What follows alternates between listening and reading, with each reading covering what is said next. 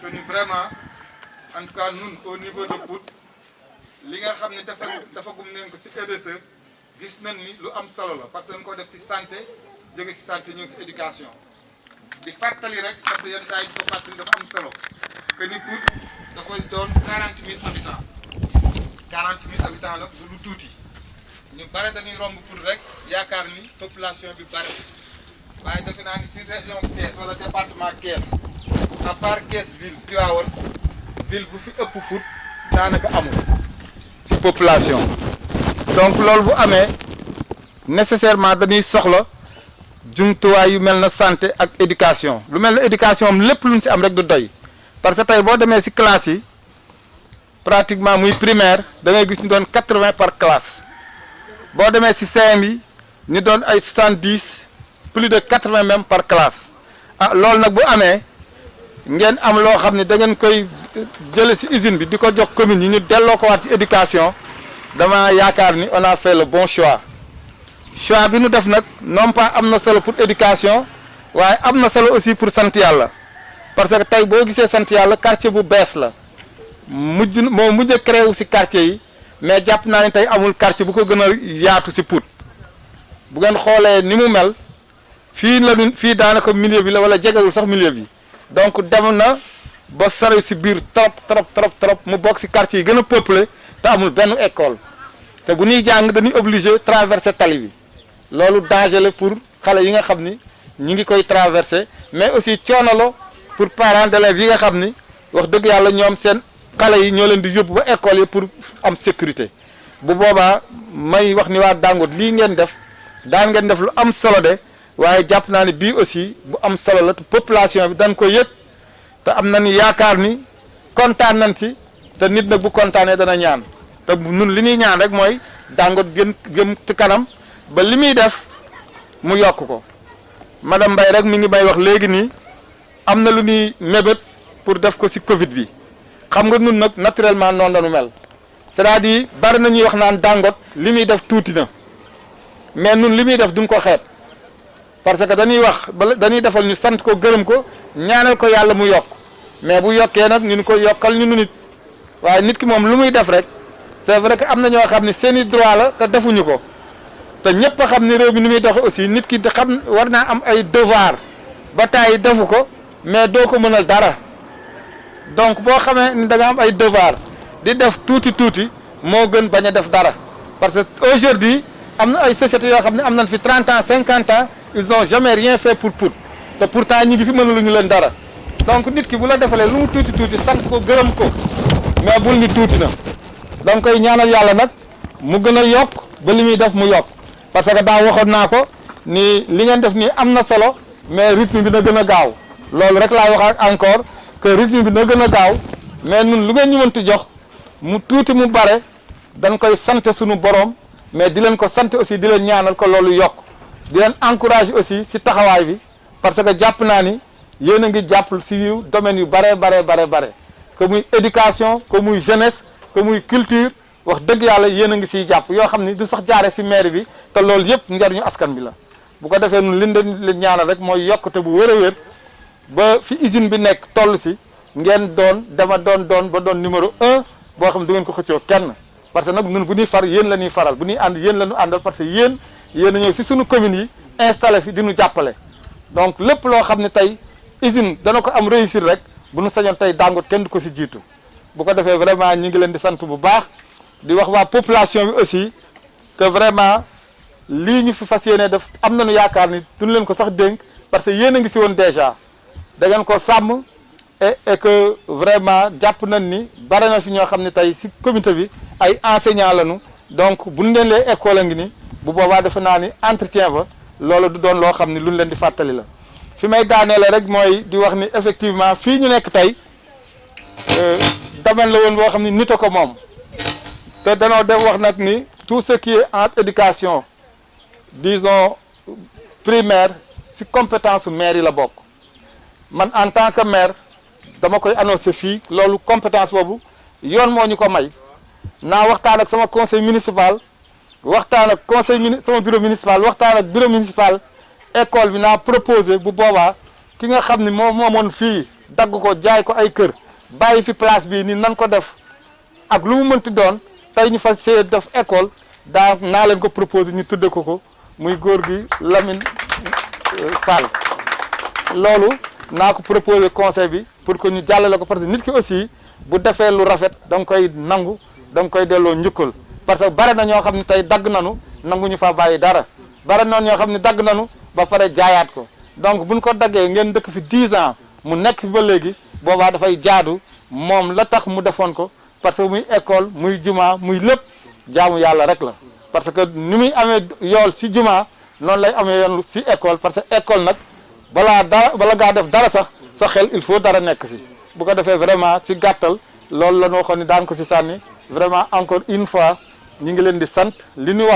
wax nañ ko mais li si xol bi moo ëpp mais comme que dañu woon dañuy def cérémonie bu sombre rek te da ngeen a xaw a yàkkamti ñu gàttal kàddu yi di leen nuyu di leen gërëm wasalaam. Aujourd'hui on s'est réunis ici pour la pose de la première pierre pour l'école 6 de Sant Yalla. Effectivement, Dangote va financer l'école pour un montant de 47 millions. Vraiment, toutes nos félicitations à Madame Baye et la délégation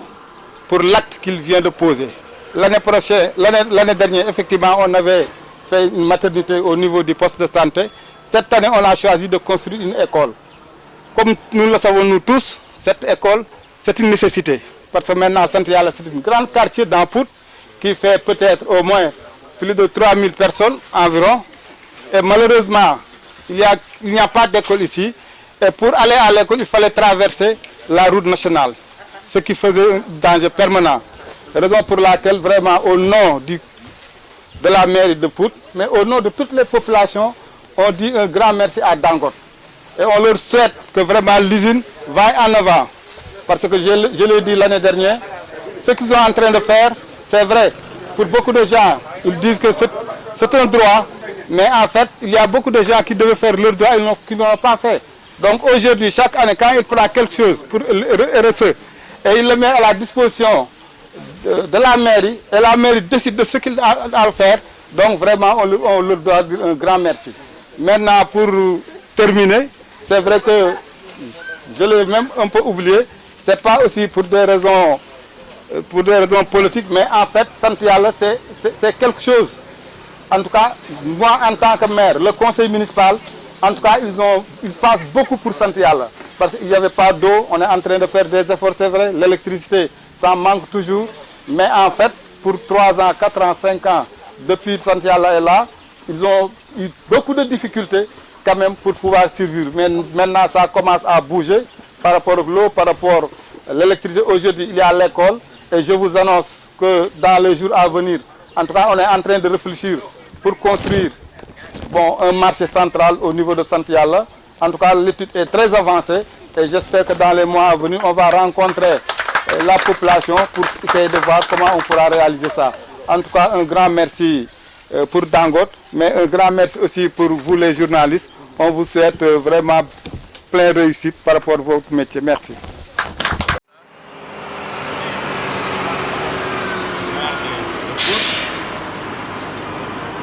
Monsieur les membres du conseil municipal de Pout,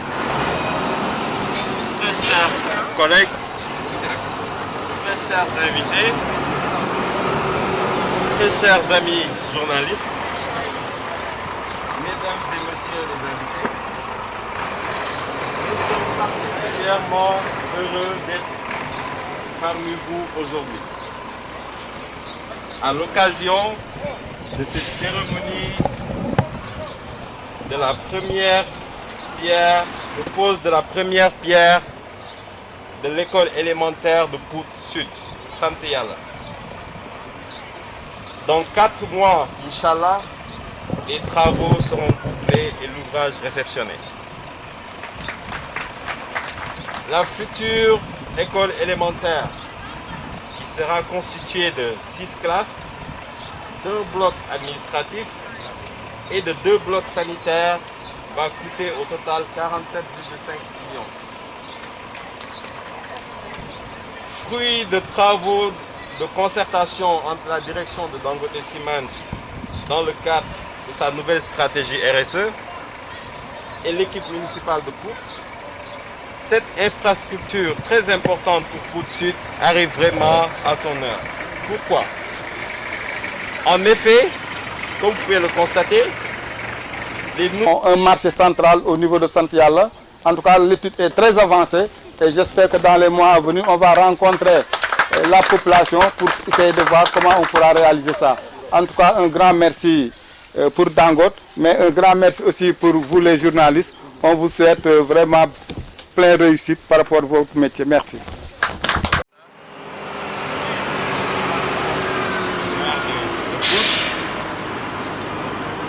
Monsieur les membres du conseil municipal de Pout,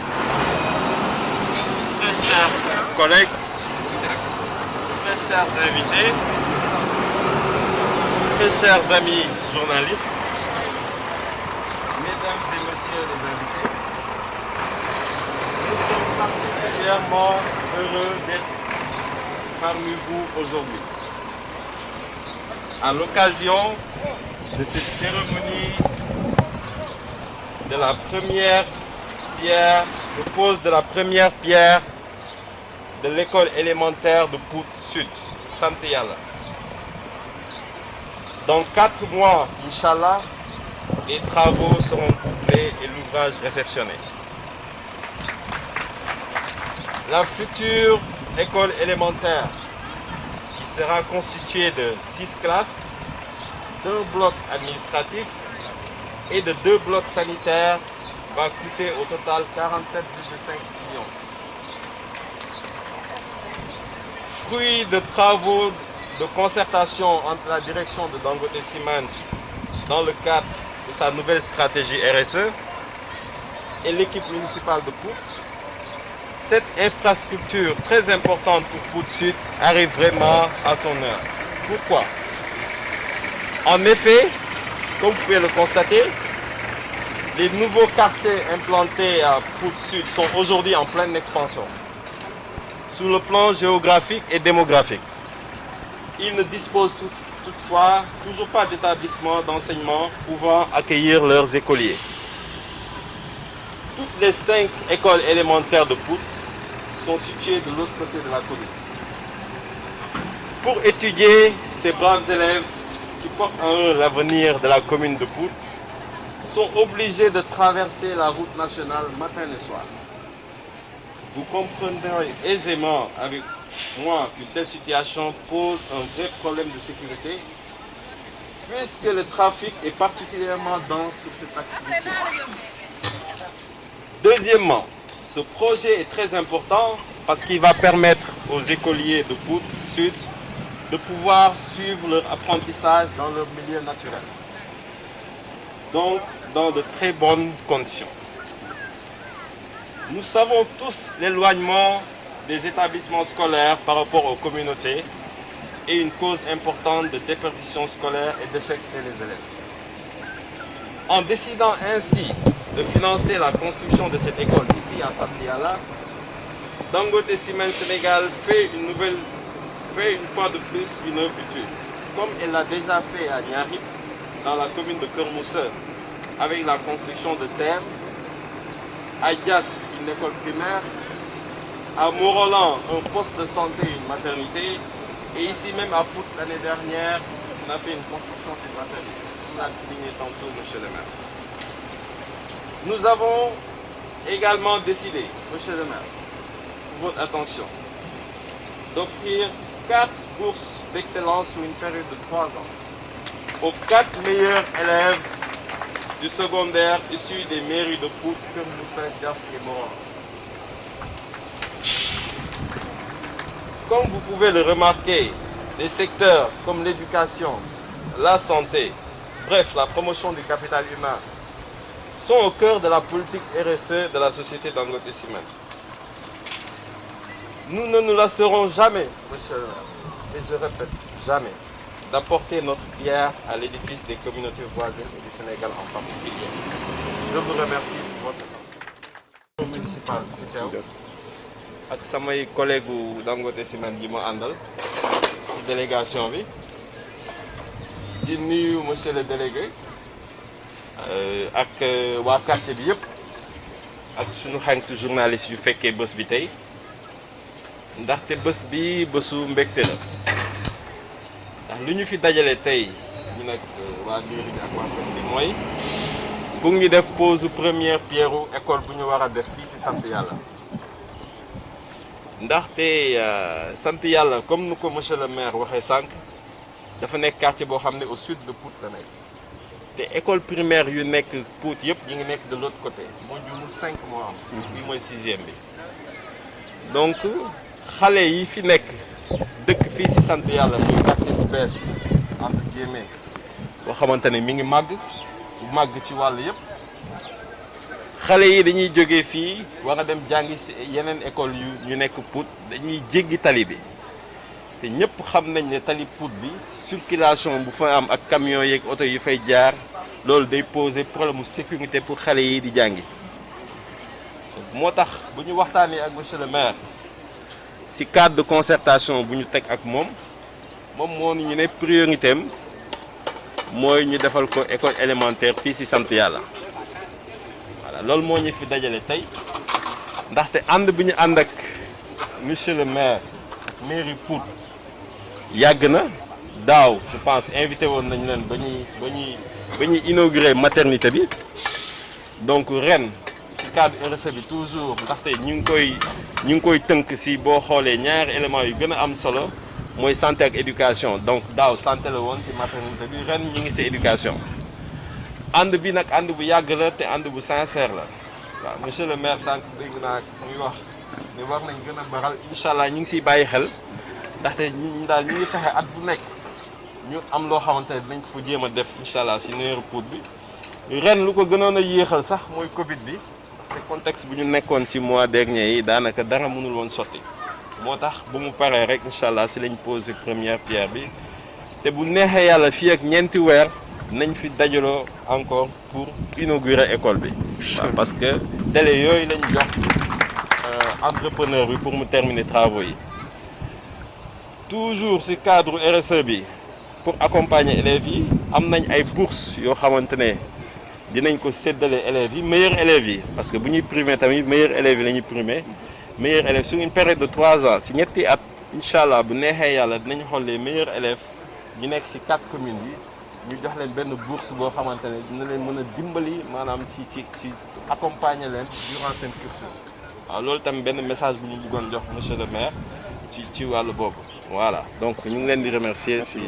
asalaamaaleykum mbokki Sénégal asalaamaaleykum mbokki waa Pout ñu ngi leen di nuyu di leen ziyaara di leen jox seen wàccuwaay di leen xamal ne tey nag ñu ngi woon fii nga xamante ne ni moo di sant yàlla ànd fekk kii di monsieur le maire Moustapha Sarr ñu nekk ci pose première pierre bi nga xamante ne nii Dangote Seyma ñoom ñoo ko accordé waa Pout moom mu ñëwoon tey taxawlu ko teewlu ko te itamit rafetlu ko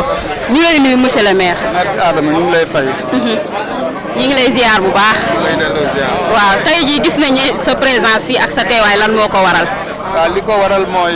ñëw rek ci pose première pierre bi. parce que comme ni ngeen ko xamee Dangote dafa nekk ci commune yi. chaque année am loo xam ni ci bénéfice am. da koy coppati jox ko waa mairie. bu ko coppatee jox ko waa mairie nag waa mairie seet lan lañ ci war a def. daaw am lu mu ñu joxoon. ñu seet ni vraiment maternité. jaadu na mu am Pout ñu def ko ci maternité bi ren aussi mu defaat la même chose ñu seet ni sant yàlla quartier la boo xam ne mi ngi màgg yaatu tubaab fakal la mais yàlla daf amul école pour ñu jàngi xale yi dañuy jéggi tali bi muy danger bu permanent bu rëy bu fi nekkoon ñu ni nag conseil ministre mbokki waa Sénégal asalaamaaleykum mbokki waa Pout ñu ngi leen di nuyu di leen ziyaara di leen jox seen wàccuwaay tey nag ñu ñëwoon fii nga xamante ne ni moo di sant yàlla fii nga xam ne si biir Pout jàkkaarloog ñoo xamante ne ni ñoom ñooy waa Dangote Seyma ak ki nga xamante ne ni moo di Ousmane Faye ñu ñëwoon tey ci pose première pierre bi nga xamante ne ni Dangote offrir na ko waa sant yàlla gis nañ émergence yi nga xamante ne ni ñoom moom la ñuy faral di def tout le temps di ko apporter waa dëkk bi di leen jariñ gis nañ performance yi nga xamante ne ni def nañ ko ci ñaxib gis nañ district bi tey nag waa sant yàlla ñoo xewle Ousmane ziar naa doole ziar soxna si. waaw ñu ngi am mbégte ak contentement bu baax a baax di rafetlu seen taxawaay initiative bi ngeen am nii ak lii nii lan moo ko waral lañ bëgg a xam ne ngeen seen taxawaay bi. waaw li ko waral moom lu jafewul a xam ndaxte boo xamee Dangote mi ngi ci biir commune de Pout donc ñu ak commune bi ak monsieur le maire ci mairie bi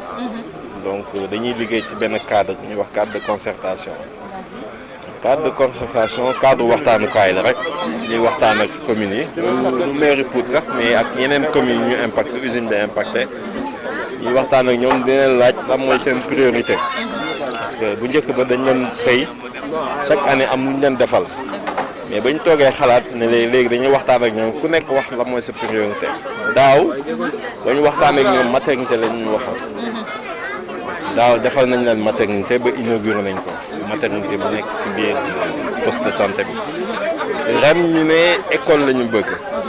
ak fan lañ ko bëggee ñu ne ci sant yàlla quartier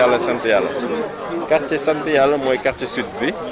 donc fii amul école ndaxte quartier bu bees la te xale yu nekk fii yëpp bu ñuy jàngi dañuy obligé jéggi route nationale bi te route nationale Pout bi gis nga nu mu dansé ak trafic bi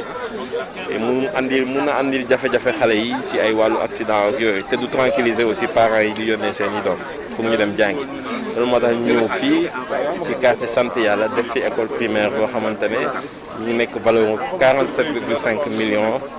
xamante ne bu neexee yàlla fii ak ñeenti weer incha allah dinañ dellu siwaat fii pour inaugurer ko parce que loolu mooy délai boo xamante ne moom lañ jubóo ak entrepreneur bi pour ñu terminer travaux. gis nañ ne tamit def ngeen ay implantation plante fii tamit ci zone. waaw c'est bon, vous pouvez poser.